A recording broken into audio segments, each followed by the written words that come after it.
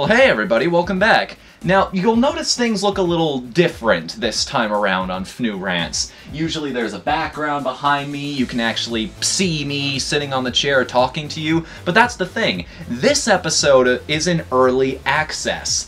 Now, I know it doesn't look very good, nor sound as good as it usually does, but trust me, if everybody pitches in and does their part to help give me feedback on this, then I swear, a month from now, if you come back to this video, I'll be sitting right here like I usually am. Promise! So, H1Z1 is a thing that happened. One wouldn't exactly call an open-world zombie survival game ambitious, but it had some neat ideas.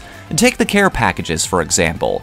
You would purchase these with real-world money, causing a very large, very loud plane to start flying overhead, alerting every single player on the server to its existence. It would then drop its crate full of ammo, water, and other necessities in a random location, giving everybody plenty of time to Zerg rush that spot and try to claim the goods for themselves. It was essentially like buying instant chaos, which is a really cool concept. Problem: due to a bug, the packages ended up always dropping very near to the player that bought them, making a lot of players misconstrue these packages as a pay-to-win system. In fact, the negative response was so bad, people demanded that Sony give them refunds for the clearly labeled early access game they bought, knowing full well that not everything was going to work correctly, because not everything worked correctly. Look, I realize saying this isn't going to win me any friends, but if you buy an early access title expecting immediate perfection, you're not entitled to a refund, because all it means is that you don't understand how investing works. This isn't news, okay? We've understood for a good while now the problems with early access, and that the products involved with them more often than not do not live up to expectations. Hell, the reason these games are on early access in the first place is because they aren't finished. That's the whole purpose of the program, to give smaller developers access to hundreds of willing testers and to help them build the funds they need to make the fully realized version a reality.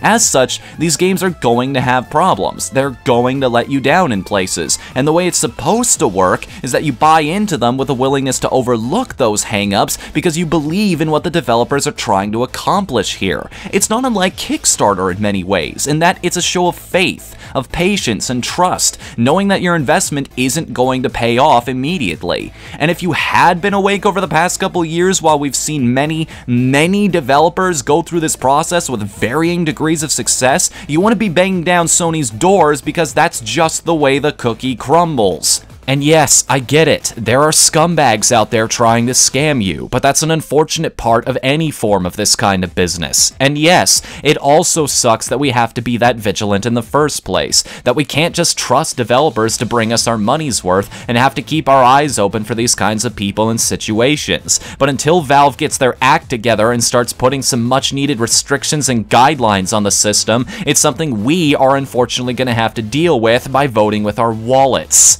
Believe it or not, this isn't the only issue with the system either. How many of you have actually gone out of your way to play an early access game again once it hits the full release? Do you even know how many early access games you've bought that have gotten full releases off the top of your head? How many journalists or YouTubers that you follow do the same? I'd wager not many.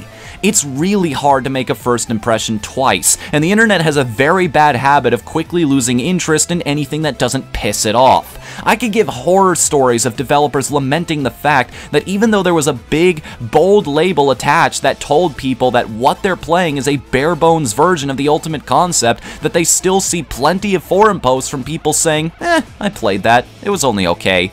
That kind of half-enthused word of mouth is devastating to smaller projects, and it can kill an indie studio before they even get a chance. So not only does this whole process cost you the sales and visibility you need to make an indie project work, it leaves players cold and indifferent towards experiences they might have loved if they had only waited for the full release. Ironically, because of this, we can't even reasonably expect a refund if it's announced the game will never be completed, because most small developers spent that money trying to finish the damn thing. That's if we get an announcement at all.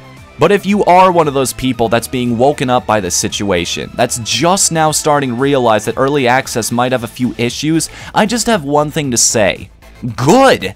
I'm not happy that things turned out the way they did for SOE, but if more people are starting to realize the inherent problems with this system because of this event, that means we can start taking the first steps towards fixing the whole thing. Not just by being more cautious, but by learning to internalize what early access means a little more firmly.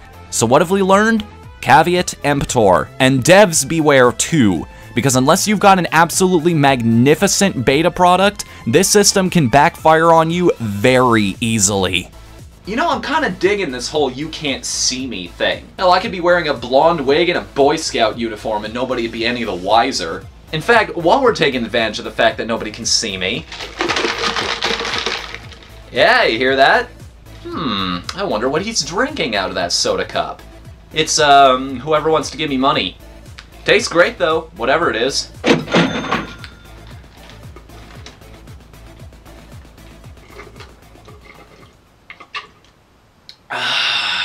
That's some good selling out.